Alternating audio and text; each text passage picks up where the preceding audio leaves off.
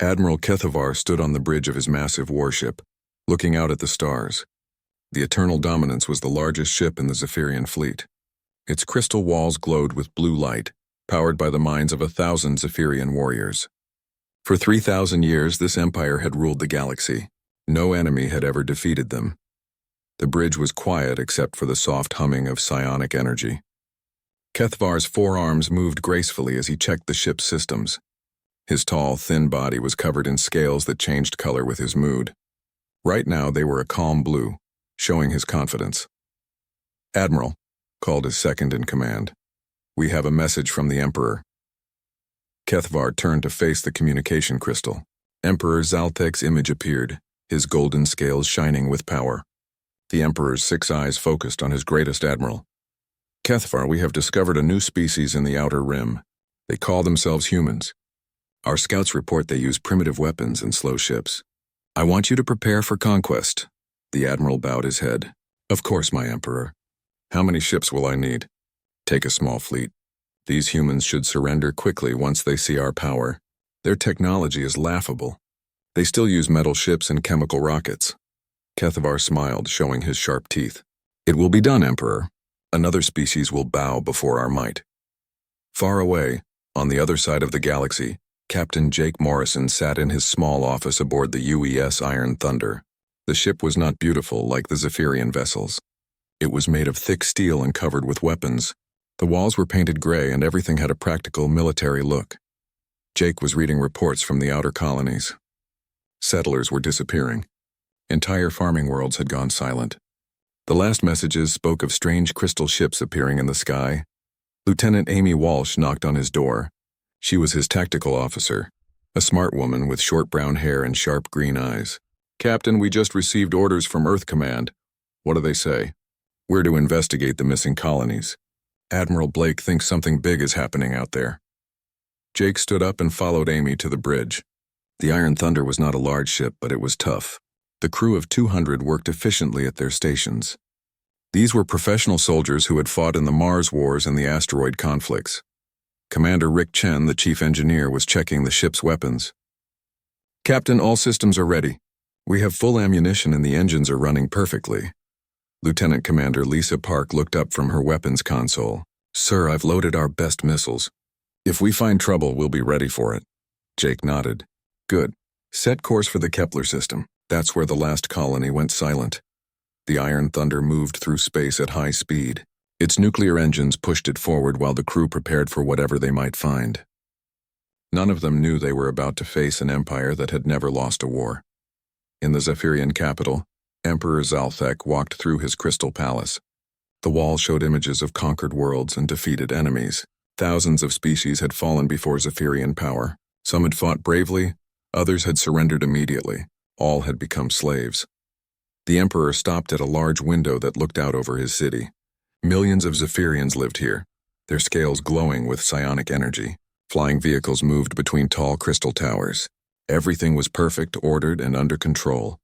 His advisor, a thin Zephyrian named Mordak, approached carefully. "My Emperor, our scouts have brought more information about the humans." "Speak." "They are a young species, only recently reaching space. Their ships are crude, made of metal and powered by simple fusion reactors. They have no psionic abilities. Our warriors can crush their minds easily." The Emperor laughed, a sound like breaking glass. "How amusing. Another primitive race thinks it can challenge us. How many worlds do they control?" "About 50 systems, Emperor. Small colonies, mostly farmers and miners. Perfect. We will make them slaves. Their strong bodies will be useful in our factories." Meanwhile, the Iron Thunder arrived at the Kepler system. Captain Morrison ordered a full scan of the area. What they found made everyone on the bridge go quiet. The colony on Kepler Prime was gone. Not destroyed, simply empty. The buildings were still there, but no people remained. Amy Walsh studied the sensor readings carefully. "Captain, I'm detecting strange energy signatures. Something was here recently. Something big. Any idea what?" "The energy patterns are unlike anything in our database. It's not fusion, not antimatter. It's something completely different." Lisa Park checked her weapon systems again. "Sir, whatever took these people, we should be ready to fight it." Rick Chen reported from engineering. Captain, the ship is ready for combat. All systems are green. Jake made his decision. Take us to the next system. If someone is taking our people, we're going to find them. As the Iron Thunder traveled deeper into space, they didn't know they were being watched. A small Zephyrian scout ship had detected their approach. Commander Velnath studied the strange metal vessel with interest. So this is a human warship, he said to his crew.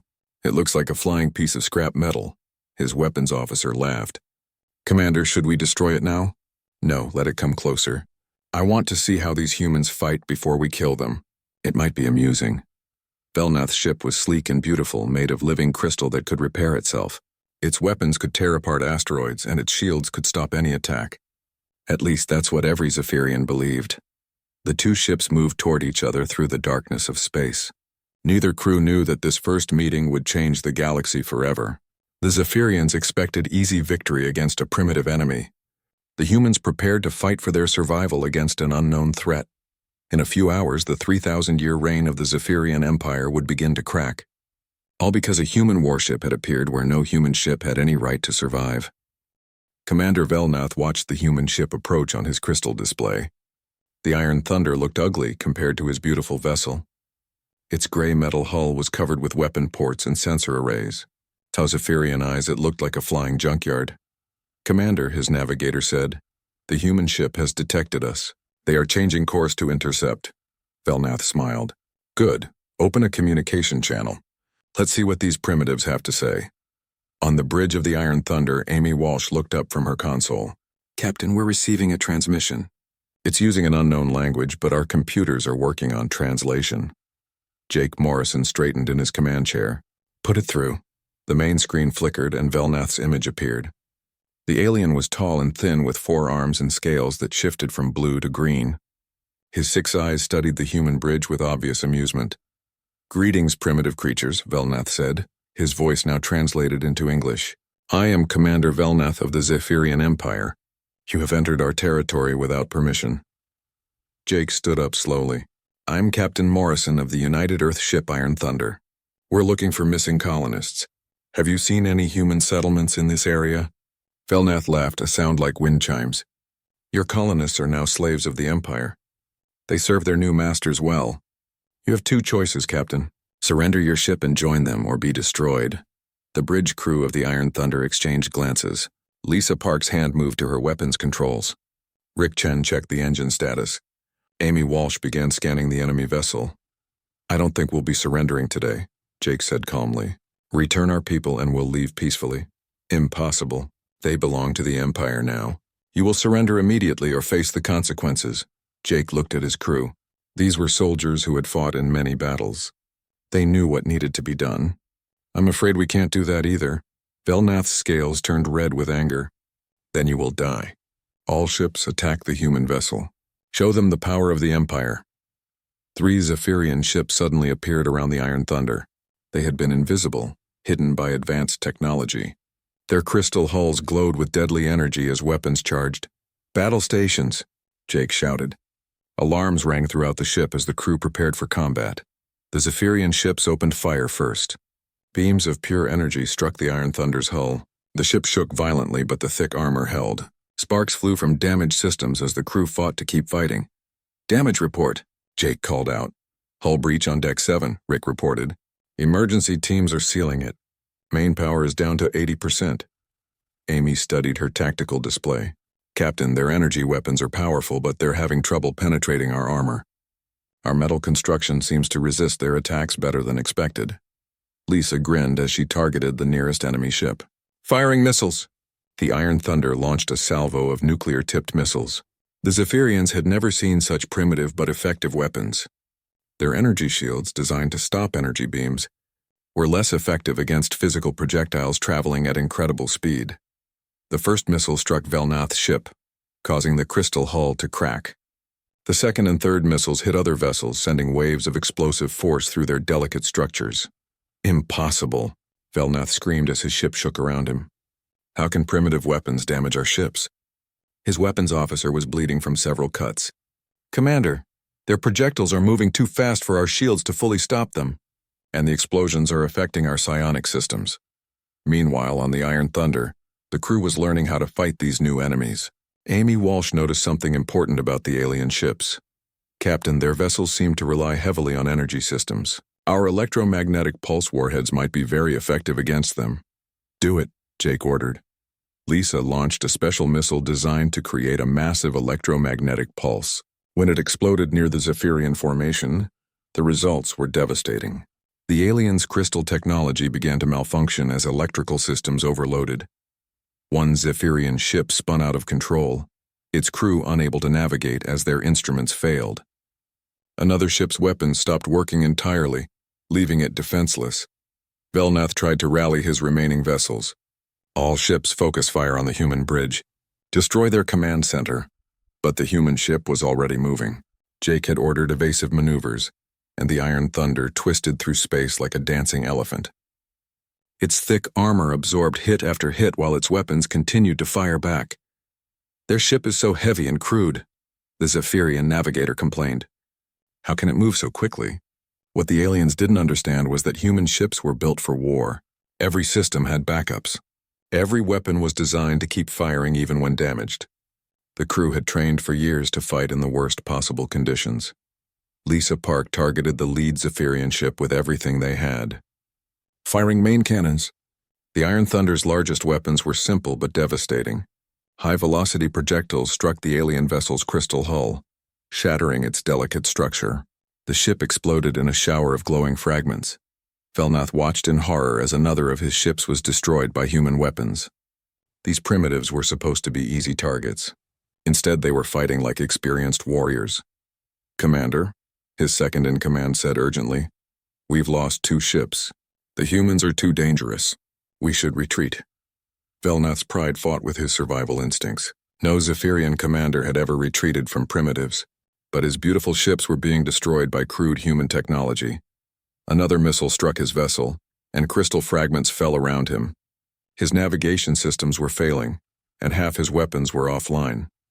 All ships, he said bitterly, withdraw from combat. We retreat. The remaining Zephyrian vessels fled into hyperspace, leaving the Iron Thunder alone among the debris. Jake Morrison looked at the wreckage floating around his ship and realized that everything had just changed. Amy, send a message to Earth Command immediately. Tell them we've made contact with a hostile alien empire, and tell them we won. Amy Walsh began composing the message that would change human history.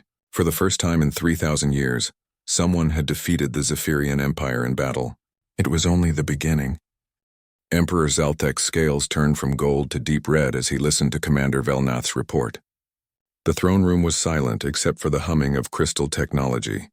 No one dared to speak as the Emperor's rage grew. You were defeated, the Emperor said slowly, by primitives using metal ships and chemical weapons. Velnath knelt before the throne, his body shaking. Yes, my Emperor. Their technology was different than expected. Their weapons were crude but effective. Different how? Their ship was built like a fortress. Our energy weapons couldn't penetrate their thick armor easily. And their projectile weapons moved too fast for our shields to stop completely. The Emperor stood up, his massive form towering over the kneeling commander. You lost 2 ships to 1 primitive vessel. This is unacceptable. Emperor, please understand. These humans fight unlike any species we've encountered. They don't follow proper battle tactics. Silence! The Emperor's voice echoed through the crystal chamber. Admiral Kethvar, you will take a full battle fleet and destroy these humans completely. Make an example of them that will be remembered for 1,000 years. Admiral Kethvar stepped forward and bowed. It will be done, my Emperor. How many ships should I take? 30 vessels.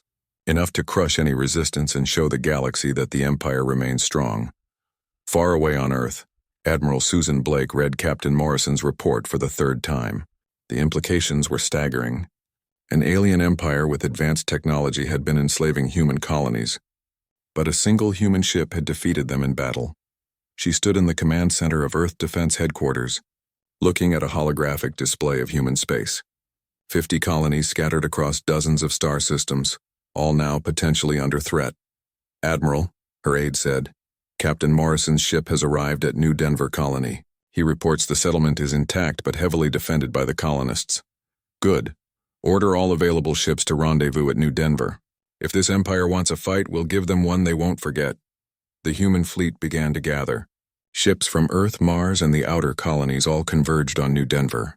They were not as advanced as the alien vessels, but they were built by people who understood war. Captain Tony Rivera commanded the UES Stormbringer, a fast destroyer designed for hit-and-run attacks. His crew of experienced fighters had served in the asteroid belt conflicts. Captain Beth Collins led the carrier Skyhammer, loaded with fighter squadrons and Marines. Her pilots were the best in the fleet, trained to fight in the vacuum of space. Captain Jake Morrison arrived first at New Denver. His ship, the Iron Thunder, still showed damage from the battle with the Zephyrians, but it had proven that humans could fight these aliens and win. Amy Walsh worked with the colony's defense coordinator to prepare for the coming attack. We need to set up missile platforms in the asteroid belt. If they come with a large fleet, we'll need every advantage we can get. Lisa Park trained the colonial militia in using captured Zephyrian weapons. The energy devices were complex, but humans learned quickly when their survival depended on it. Rick Chen supervised repairs to the Iron Thunder while studying wreckage from the destroyed alien ships. Captain, their technology is based on crystals that channel psionic energy. But the crystals are fragile. Our explosive weapons can shatter them easily. Meanwhile, Admiral Kethvar prepared his battle fleet. 30 of the Empire's finest warships gathered in formation. Each vessel was beautiful and deadly, crewed by warriors who had never known defeat. Admiral, his tactical officer reported, the human colony at New Denver has only 12 ships defending it. Our victory is certain. Kethvar studied the reports of the previous battle. Don't underestimate them. Velnath was overconfident and it cost him ships. These humans may be primitive, but they're dangerous. His second-in-command laughed. Admiral, 12 ships against 30. Even if the humans fight well, the numbers are impossible. Perhaps, but we will be careful. I want constant scanning for their projectile weapons, and keep our ships spread out so their explosives can't damage multiple vessels. The Zephyrian fleet entered hyperspace, heading for the New Denver system. In a few hours, they would face the largest human force ever assembled. Neither side knew that this battle would determine the fate of the galaxy. On New Denver, the colonists prepared their defenses. Farmers and miners became soldiers overnight. They had heard about their missing neighbors on other worlds. They knew what would happen if the aliens won. Captain Morrison called a meeting of all ship commanders. The enemy has 30 ships to our 12. They have better individual technology, but we have advantages too. What advantages? Asked Captain Rivera. We've been fighting wars against each other for centuries. We know tactics they've never seen, and our ships are built to take damage and keep fighting. Captain Collins nodded. My fighters can swarm their larger vessels. Energy shields might not stop all of them. Amy Walsh pointed to the tactical display. Their weapons are powerful but seem to work best at medium range. If we can get close or stay far away, we might be able to outmaneuver them. The human commanders spent hours planning their defense. They had no illusions about the challenge ahead. The Zephyrian Empire had conquered the galaxy for 3,000 years. But humans had something the aliens had forgotten about: the desperate courage of people fighting for their homes. As the alien fleet approached New Denver, Admiral Kethvar felt confident. His ships were the finest in the galaxy. His crews were experienced warriors. These primitive humans would learn the price of defying the Empire. But in the back of his mind, a small doubt remained. How had 12 human ships destroyed 2 Zephyrian vessels? What were these strange creatures capable of when cornered and fighting for survival? He would soon find out. The battle that would shake the foundations of the Empire was only hours away. Admiral Kethvar's fleet emerged from hyperspace at the edge of the New Denver system. 30 crystal warships appeared in perfect formation, their hulls glowing with deadly energy. The Admiral stood on his command bridge, studying the human defensive positions. Report, he ordered. Sir, we detect 12 human vessels in defensive formation around the colony world. Several ships are hiding in the asteroid belt. They appear to be waiting for us. Kethvar nodded slowly. These humans are more cautious than Commander Velnath reported. Very well. All ships advance in battle formation. We will destroy them systematically. On the bridge of the Iron Thunder, Captain Morrison watched the alien fleet approach. The Zephyrian ships were beautiful and terrible, like deadly jewels floating through space. But Jake had seen their weakness in the previous battle. Amy, are all ships ready? Lieutenant Walsh checked her communications. Yes, sir. Captain Rivera is positioned with the fast destroyers in the asteroid belt. Captain Collins has her fighters ready to launch. All missile platforms are armed and waiting. Good, remember the plan. We hit them hard and fast, then fall back to the next defensive line. The battle began when the Zephyrian ships opened fire at long range. Beams of pure energy lanced through space, striking human vessels. The Skyhammer shook as energy blasts hit its thick armor, but the carrier continued launching its fighters. Admiral Kethvar frowned as he watched the human ships absorb his weapons fire. Their armor is remarkably thick for such primitive technology. Increase power to all weapons, but the humans were already moving. Captain Rivera led his destroyers out of the asteroid belt in a flanking attack. The Stormbringer and 3 other fast ships raced toward the Zephyrian formation, their missile tubes loaded and ready. All ships, fire, Rivera commanded. Dozens of missiles streaked toward the alien fleet. The Zephyrians tried to intercept them with energy beams, but there were too many projectiles moving too fast. The first wave of missiles struck home, causing crystal hulls to crack and energy systems to overload. 2 Zephyrian ships lost power as their delicate crystal matrices shattered. A third vessel spun out of control, its navigation systems destroyed by electromagnetic pulses from the human warheads. Impossible, Kethvar shouted as his fleet took heavy damage. How can such crude weapons be so effective? His tactical officer studied the sensor readings. Admiral, their missiles use a combination of kinetic energy and electromagnetic pulses.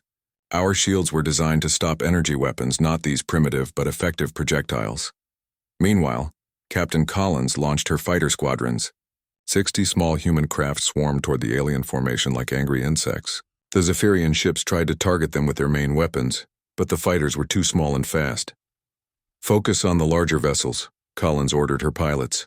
Hit their weapon ports and engine sections. The human fighters dove between the massive alien ships, firing rockets and energy weapons captured from previous battles. Their attacks were like bee stings against giants, but even giants could be brought down by enough small wounds. Admiral Kethvar realized his perfect formation was falling apart.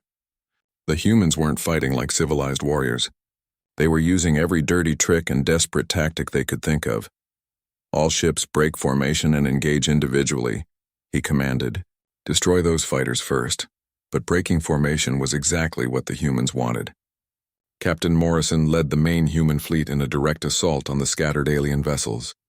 The Iron Thunder and its companion ships charged straight into the enemy formation, their heavy weapons blazing.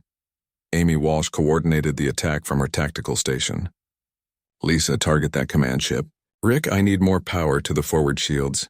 Lisa Park grinned as she locked onto Admiral Kethavar's flagship. Firing everything we have. The Iron Thunder's main cannon spoke with thunder.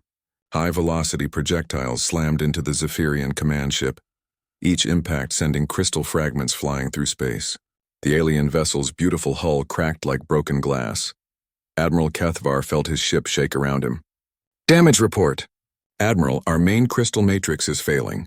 Navigation and weapons are operating at 60%. We're losing structural integrity. The human attack was relentless. Captain Rivera's destroyers hit the alien flanks while Captain Collins's fighters swarmed over individual ships. The main human fleet pressed forward, their thick armor allowing them to absorb tremendous punishment while dealing it back. But the Zephyrians were not defenseless. Their energy weapons were still powerful and they had centuries of combat experience. Several human ships took critical damage as alien beams found weak points in their armor. The destroyer Wind Dancer exploded when its reactor was hit by concentrated fire. The cruiser Iron Will lost half its weapons and limped away from the battle. But for every human ship damaged, 2 Zephyrian vessels were destroyed or disabled. Admiral, Kethvar's second-in-command said urgently, "We've lost 8 ships. The humans are coordinating their attacks too well. We should consider retreat." Kethvar's scales turned dark red with rage and shame. "No, the Empire does not retreat from primitives. All remaining ships target their command vessel. We will end this by destroying their leader." 15 Zephyrian ships focused their fire on the Iron Thunder. Captain Morrison's ship became the center of a storm of energy beams and plasma bolts. The human vessel's armor glowed white-hot under the intense assault. "Hull breaches on decks 4, 7, and 9, Rick Chen reported. "Main power is down to 40%. I don't know how much more we can take." Jake Morrison made a decision that would be remembered for centuries. "All power to engines. Ram the flagship," Amy Walsh stared at him. "Captain, that's suicide." "Maybe. But if we take out their command ship, the others might break." "To it." The Iron Thunder accelerated directly toward Admiral Kethvar's massive vessel. The Zephyrian flagship fired everything it had, but the human ship kept coming. Its armor was melting, its hull was cracking, but it didn't stop. "Admiral, the human ship is on a collision course," the Zephyrian navigator reported in panic. "Evasive maneuvers," Kethvar ordered, but his damaged ship was too slow. The Iron Thunder struck the Zephyrian flagship like a metal comet. Both ships exploded in a blast that lit up the entire system. Admiral Kethvar and Captain Morrison died together in that moment. But their sacrifice decided the battle. The remaining Zephyrian ships, seeing their commander's vessel destroyed and facing continued human attacks, finally broke. The survivors fled into hyperspace, leaving behind the wreckage of half their fleet. Captain Rivera, now the senior human officer, surveyed the battlefield. "All ships report status. The human fleet had taken heavy losses, but they had won.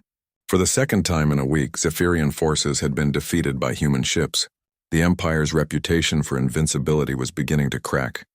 On the Zephyrian homeworld, Emperor Zalthek received the news in stunned silence. His greatest admiral was dead. Half of a major fleet had been destroyed by primitive humans using crude weapons and desperate tactics. For the first time in 3,000 years, the Emperor felt something he had forgotten existed: fear. News of the disaster at New Denver spread through the Zephyrian Empire like wildfire. For 3,000 years, the Empire had been invincible. Now twice in 1 week, their fleets had been destroyed by a primitive species called humans. On dozens of conquered worlds, subject species began to whisper. If humans could defeat the mighty Zephyrians, perhaps freedom was possible. On the mining world of Keltor 7, the enslaved Dreknari rebels attacked their Zephyrian overseers. On the ocean world of Aquanis, the amphibious Selkani declared independence. Emperor Zalthek sat on his crystal throne, his scales flickering between gold and deep black. His advisors stood in nervous silence, afraid to speak. The Emperor had executed 3 generals already for bringing bad news. "Mordak," the Emperor said quietly. "What is the status of our fleet?" His chief advisor stepped forward carefully. "My Emperor, we have lost nearly 40 ships to human forces. Several subject worlds are in rebellion. Our governors are requesting additional troops. And our response? Emperor, perhaps we should negotiate with these humans. Their weapons seem designed specifically to counter our technology." The Emperor's scales turned blood red. "Negotiate? The Empire does not negotiate with primitives. Prepare the Grand Fleet. I will personally lead it to destroy the human homeworld." Meanwhile, on Earth, Admiral Susan Blake coordinated the largest military buildup in human history. Every shipyard worked around the clock. Every factory produced weapons and armor. Humanity was preparing for total war. Captain Amy Walsh, now promoted to command the rebuilt Iron Thunder, stood in the Earth Defense Command Center. She wore the uniform of a full captain, earned through her actions at New Denver. The new Iron Thunder was bigger and stronger than the original, incorporating lessons learned from fighting the Zephyrians. "Admiral," Amy reported, "our scouts confirm a massive alien fleet is approaching. Over 200 ships, including their largest vessels. They appear to be heading straight for Earth." Admiral Blake nodded grimly. "How long until they arrive?" 6 days, ma'am. Then we have 6 days to prepare humanity's last stand." The human fleet gathered near Jupiter. Ships from every colony and station joined the defense. The carrier Skyhammer had been rebuilt and upgraded. Captain Beth Collins now commanded an entire fighter wing. Hundreds of small craft designed to swarm enemy vessels.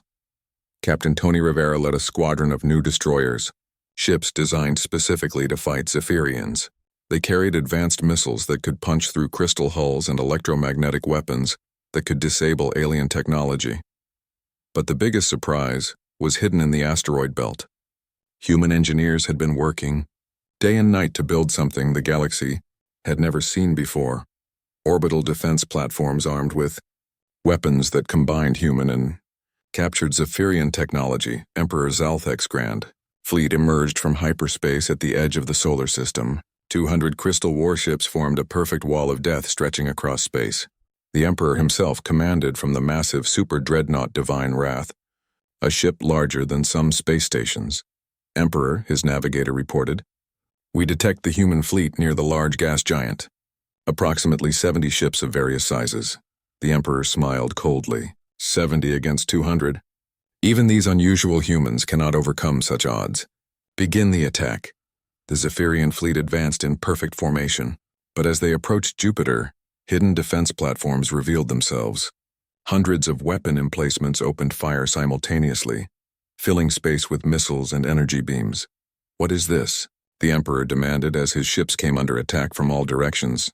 Emperor, the humans have built fortifications throughout their system. We're detecting weapons fire from the asteroid belt, the gas giants' moons, and orbital platforms. The humans had learned from their previous battles. Instead of meeting the aliens in open space, they had turned their entire solar system into a fortress. Every asteroid had been hollowed out and filled with weapons. Every moon had become a missile base. Captain Amy Walsh led the main human fleet in a charge that seemed impossible. 70 ships attacking 200 should have been suicide. But the humans were no longer fighting alone. All ships execute attack pattern Delta, Amy commanded. Stay close to the defense platforms and let them provide cover. The human ships moved like a pack of wolves, using the orbital defenses to protect their flanks while they struck at weak points in the alien formation. Their weapons had been upgraded with technology captured from previous battles. Captain Collins launched her fighters in waves. Each squadron was armed with new missiles designed to exploit Zephyrian weaknesses. The small human craft swarmed over the massive alien ships like angry hornets. Captain Rivera's destroyers hit the enemy flanks with devastating missile barrages. The Zephyrian ships, designed for fighting energy weapons, found themselves helpless against the humans' improved projectile technology. Emperor Zalthek watched in growing horror as his perfect fleet was torn apart. Human weapons seemed to find every weakness in Zephyrian design. Ships that had conquered 1,000 worlds were exploding like fragile toys. How is this possible? He raged. They're primitives. Savages using crude technology. His tactical officer was bleeding from several wounds as the divine wrath shook under human fire. Emperor, they've adapted their weapons to counter our defenses. And their tactics are unlike anything we've seen. They don't fight with honor. They fight to win. The battle raged for hours. Human ships were destroyed. Brave crews died, but for every human vessel lost, 3 Zephyrian ships were eliminated. The aliens' numerical advantage meant nothing against human determination and superior tactics. The turning point came when Captain Amy Walsh led a desperate attack on the Emperor's flagship. The new Iron Thunder, supported by a dozen other ships, charged straight into the heart of the alien formation. All weapons, target their command ship, Amy ordered. This ends now. The combined firepower of the human squadron focused on the divine wrath. Advanced missiles punched through its crystal armor while electromagnetic weapons overloaded its delicate systems. The massive ship pride of the Zephyrian fleet began to break apart. Emperor Zalthek felt his empire dying around him. His beautiful ships were burning ruins. His perfect warriors were defeated by creatures he had dismissed as primitives. As his flagship exploded, his last thought was of the 3,000-year-old empire that had died because it had underestimated the human spirit. The surviving Zephyrian ships fled in panic. Without their emperor and with most of their fleet destroyed, the empire's military collapsed. On worlds throughout the galaxy, subject species rose in rebellion. Inspired by human victory, Captain Amy Walsh stood on the bridge of the Iron Thunder, looking at the debris field that had once been the most powerful fleet in the galaxy. Around her, the crew worked to rescue survivors from damaged human ships. Captain, her communications officer reported, we're receiving messages from across the galaxy. Dozens of species are declaring independence from the Empire. They're asking for human assistance. Amy smiled tiredly. Send them our coordinates. Tell them that anyone who wants freedom is welcome to join us. In the months that followed, the Zephyrian Empire crumbled completely. 3,000 years of tyranny ended not through conquest, but through the example of one stubborn species that refused to surrender. The phrase, "their empire fell when a human warship appeared," became a rallying cry for freedom throughout the galaxy. Humanity, once unknown beyond their small corner of space, became the symbol of hope for every oppressed species in the stars. The galaxy would never be the same, and it was all because humans had proven that determination, courage, and the willingness to fight for what's right could overcome any technological advantage. The Empire had fallen, and from its ashes rose a new age of freedom among the stars.